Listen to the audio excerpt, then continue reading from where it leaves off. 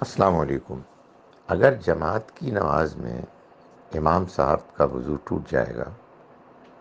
تو وہ نماز ختم کر دیں گے اور الگ ہو جائیں گے۔ زیادہ صحیح طریقہ تو یہ ہے کہ وہ اگر کہیں راستہ پا کر نکل جائیں اور اپنا وضو تازہ کر لیں، اور جو ان کے بالکل پیچھے کھڑے ہیں صاحب،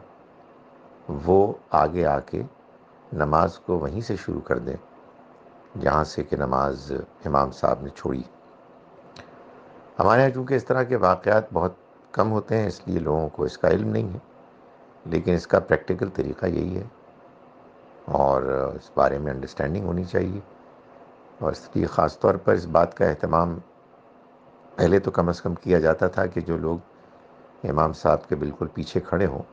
عام طور پر جو مؤذن ہوتے ہیں وہ اقامت پڑھتے ہیں، ان کو اس کا علم ہونا چاہیے، اور اگر ایسی کوئی ضرورت پیش آ جائے تو پھر وہ امامت کا رول ادا کریں۔